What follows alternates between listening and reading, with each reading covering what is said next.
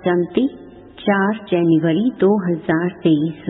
बाबा की महावाक्य। मीठे बच्चे, तुम मोती चुगने वाले हंस हो। तुम्हारी है हंस मंडली, तुम लकी सितारे हो, क्योंकि स्वयं ज्ञान सूर्य बाप तुम्हें सम्मुख पढ़ा रही हैं। प्रश्न: बाप ने सभी बच्चों को कौन सी रोशनी दी है जिससे पुरुषार्थ तीव्र हो गया? उत्तर: बाप ने रोशनी दी, बच्चे अब इस ड्रामा की अंत है, तुम्हें नई दुनिया में चलना है। ऐसे नहीं, जो मिलना होगा वह मिलेगा। पुरुषार्थ है फर्स्ट। पवित्र बनकर औरों को पवित्र बनाना, यह बहुत बड़ी सेवा है। यह रोशनी आते ही तुम बच्चों का पुरुषार्थ तीव्र हो गया। गीत: तू प्यार का सागर है। ओम शांति। बच्चे जानते हैं कि प्यार का सागर, शांति का सागर, आनंद का सागर, बेहद का बाप सम्मुख बैठ हमको शिक्षा दे रही हैं। कितने लकी सितारे हैं जिनको सम्मुख ज्ञान सूर्य बाप पढ़ा रहे हैं। अब जो बगुला मंडली थी वह हंस मंडली बन गई है, मोती चुगने लग गए हैं। यह भाई बहन सब हैं हंस। इनको हंस मंडली भी कहा जाता है। कल्प पहले वाले ही इस समय इस जन्म में एक दो को पहचानते हैं। रूहानी पारलौकिक माँ बाप और भाई बहन आपस में एक दो को पहचानते हैं। याद है कि 5000 वर्ष पहले भी हम आपस में इसी नाम रूप से मिले थे। यह तुम अभी कह सकते हो, फिर कभी भी कोई जन्म में ऐसे कह नहीं सकेंगे। जो भी ब्रह्मा कुमार कुमारियां बनते हैं वही एक दो को पहचानेंगे। बाबा, आप भी वही हो, हम आपके बच्चे भी वही हैं। हम भाई बहन फिर से अपने बाप से वर्षा लेते हैं। अभी बाप और बच्चे सम्मुख बैठे हैं, फिर यह नाम रूप आदि सब बदल जाएगा। सतयुग में लक्ष्मी नारायण ऐसे थोड़े ही कहेंगे कि हम वही कल्प पहले वाले लक्ष्मी नारायण हैं। वह प्रजा थोड़े ही कहेगी कि यह वही कल्प पहले वाले लक्ष्मी नारायण हैं। नहीं, यह सिर्फ इस समय तुम बच्चे ही जानते हो। इस समय तुम बहुत कुछ जान जाते हो। पहले तो तुम कुछ नहीं जानते थे। मैं ही कल्प के संगम युगे आकर अपनी पहचान देता हूँ। यह सिर्फ बेहद का बाप ही कह सकते हैं। नई दुनिया की स्थापना तो पुरानी दुनिया का विनाश भी जरूर होना चाहिए। यह है दोनों का संगम युग। यह बहुत कल्याणकारी युग है। सतयुग को व कलयुग को कल्याणकारी नहीं कहेंगे। तुम्हारा यह अभी का जीवन अमूल्य गाया हुआ है। इसी जीवन में कौड़ी से हीरे जैसा बनना है। तुम बच्चे सच्चे सच्चे खुदाई खिदमतगार हो, ईश्वरीय सैल्वेशन आर्मी हो। ईश्वर आकर माया से तुमको लिबरेट करते हैं। तुम जानते हो कि हमको इन पर्टिकुलर खास और दुनिया को इन जनरल आम माया की जंजीरों से छुड़ाते हैं। यह भी ड्रामा में नूंद है। अब बड़ाई किसको देने? जिसकी एक्टिंग अच्छी होती है उनका ही नाम होता है, तो बड़ाई भी परम पिता परमात्मा को ही दी जाती है।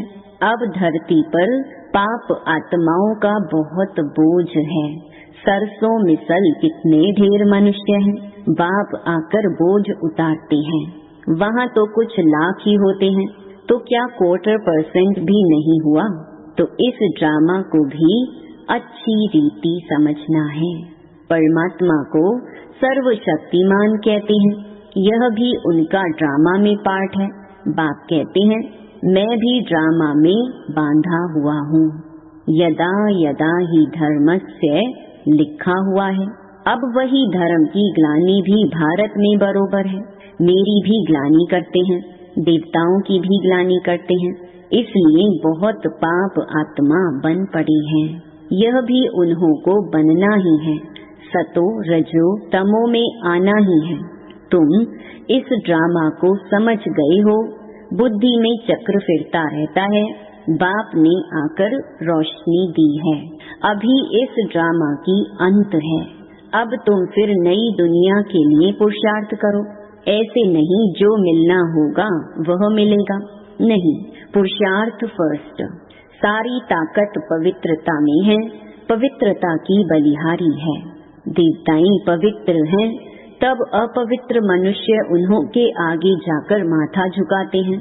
सन्यासियों को भी माथा टेकते हैं। मरने के बाद उन्हों का यादगार बनाया जाता है, क्योंकि पवित्र बने हैं। कोई कोई जिस्मानी काम भी बहुत करते हैं, हॉस्पिटल खोलते हैं व कॉलेज बनाते हैं, तो उन्हों का भी नाम निकलता है। सबसे बड़ा नाम उनका है जो सबको पवित्र बनाते हैं और जो उनके मददगार बनते हैं। तुम पवित्र बनते हो उस एवर प्योर के साथ योग लगाने से। जितना तुम योग लगाते जाएंगे उतना तुम पवित्र बनते जाएंगे। फिर अंतमति सोगति, बाप के पास चले जाएंगे। वो लोग यात्रा पर जाते हैं तो ऐसे नहीं समझते हैं कि बाप के पास जाना है, फिर भी पवित्र रहते हैं। यहाँ तो बाप सभी को पवित्र बनाते हैं। ड्रामा को भी समझना कितना सहज है। बहुत पॉइंट्स समझाते रहते हैं, फिर कहते हैं सिर्फ बाप और वर्षे को याद करो। मरने समय सब भगवान की याद दिलाते हैं। अच्छा, भगवान क्या करेगा? फिर कोई शरीर छोड़ते हैं तो कहते हैं स्वर्गवासी हुआ। गोया परमात्मा की याद में शरीर छोड़ने से वैकुंठ में चले जाएंगे। वो लोग बाप को जानते नहीं। यह भी किसकी बुद्धि में नहीं है कि हम बाप को याद करने से वैकुंठ में पहुंच जाएंगे। वह सिर्फ कहती हैं परमात्मा को याद करो। अंग्रेजी में गॉड फादर कहते हैं, यहाँ तुम कहते हो परम पिता परमात्मा। वो लोग पहले गॉड फिर फादर कहते, हम पहले परम पिता फिर परमात्मा कहते। वह सबका फादर है। अगर सभी फादर हो तो फिर वो गॉड फादर कह ना सके। थोड़ी सी भी बात समझ नहीं सकते। बाप ने तुमको सहज करके समझाया है। मनुष्य जब दुखी होते हैं तो परमात्मा को याद करते हैं। मनुष्य हैं देह अभिमानी और याद करती है देही आत्मा। अगर परमात्मा सर्वव्यापी है तो फिर आत्मा देही क्यों याद करे? अगर आत्मा निर्लेप है फिर भी देही अथवा आत्मा क्या याद करती है? भक्ति मार्ग में आत्मा ही परमात्मा को याद करती है, क्योंकि दुखी है। जितना सुख मिला है उतना याद करना पड़ता है। यह है पढ़ाई। एम ऑब्जेक्ट भी क्लियर है। इसमें अंधश्रद्धा की कोई बात नहीं। तुम सभी धर्म वालों को जानते हो, इस समय सभी मौजूद हैं। अब फिर देवी देवता धर्म की हिस्ट्री रिपीट होनी है। यह कोई नई बात नहीं।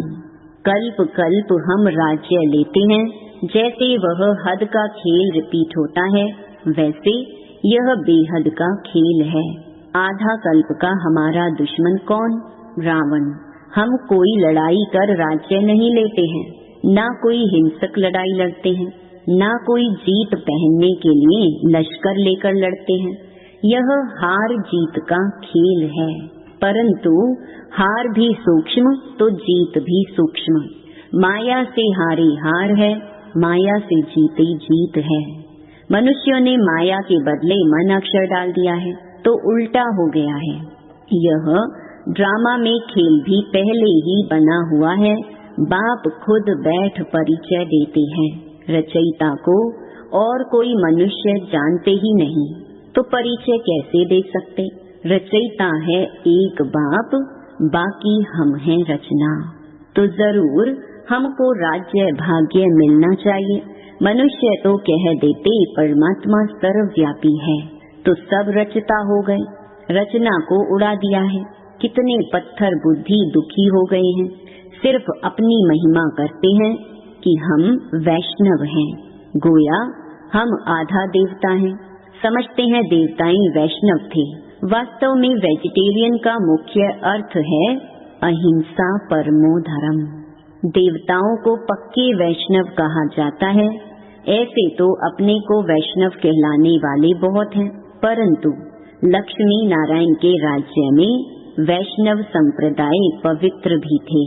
अब उस वैष्णव संप्रदाय का राज्य कहाँ है? अब तुम ब्राह्मण बने हो, तुम ब्रह्मा कुमार कुमारियां हो, तो जरूर ब्रह्मा भी होगा। तब तो नाम रखा हुआ है शिववंशी प्रजापिता ब्रह्मा की औलाद। गाया भी जाता है कि शिव बाबा आया था, उसने ब्राह्मण संप्रदाय रची, जो ब्राह्मण फिर देवता बने। अब तुम शूद्र से ब्राह्मण बने हो, तब ब्रह्मा कुमार कुमारी कहलाते हो। विराट रूप के चित्र पर भी समझाना अच्छा है। विष्णु का ही विराट रूप दिखाया है। विष्णु और उसकी राजधानी संतान ही विराट चक्र में आते हैं। यह सब बाबा के विचार चलते हैं। तुम भी विचार सागर मंथन की प्रैक्टिस करेंगे तो रात्रि को नींद नहीं आएगी। यही चिंतन चलता रहेगा। सुबह को उठ धंधे आदि में लग जाएंगे। कहते हैं सुबह का साईं। तुम भी किसको बैठ समझाएंगे तो कहेंगे ओहो, यह तो हमको मनुष्य से देवता, बैगर से प्रिंस बनाने आए हैं। पहले अलौकिक सेवा करनी चाहिए, स्थूल सर्विस बाद में। शौक चाहिए। खास माताएं बहुत अच्छी सर्विस कर सकती हैं। माताओं को कोई धिक्कारेंगे नहीं। सब्जी वाले, अनाज वाले, नौकर आदि सबको समझाना है। कोई रह न जाए जो उल्हना देवे। सर्विस में दिल की सच्चाई चाहिए। बाप से पूरा योग चाहिए, तब धारणा हो सके। वक्खर सामग्री भरकर फिर पोर्ट पर स्टीमर डिलीवरी करने जाएं, उनको फिर घर में सुख नहीं आएगा, भागता रहेगा। यह चित्र भी बहुत मदद देते हैं। कितना साफ है। शिव बाबा ब्रह्मा द्वारा विष्णुपुरी की स्थापना करा रहे हैं। यह है रुद्र ज्ञान यज्ञ, कृष्ण ज्ञान यज्ञ नहीं।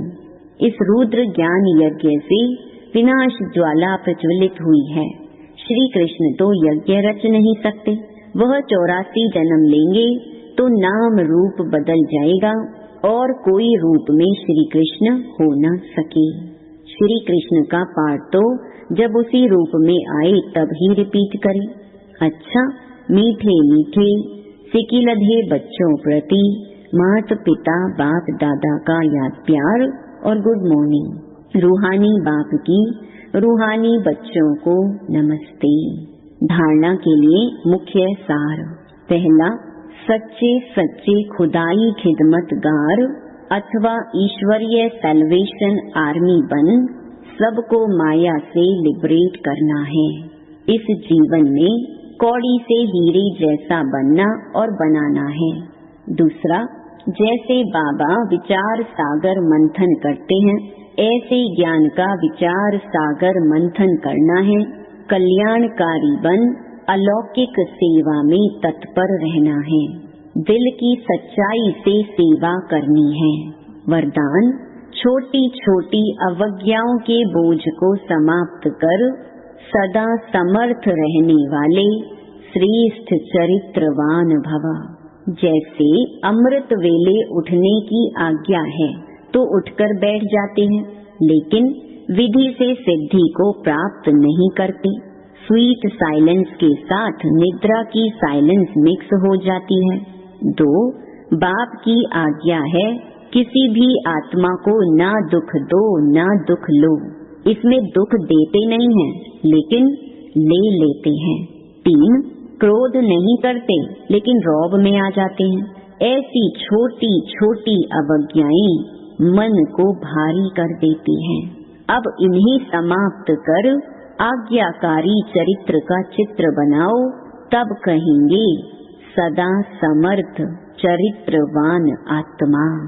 स्लोगन, सम्मान मांगने के बजाय सबको सम्मान दो तो सबका सम्मान मिलता रहेगा। ओम शांति।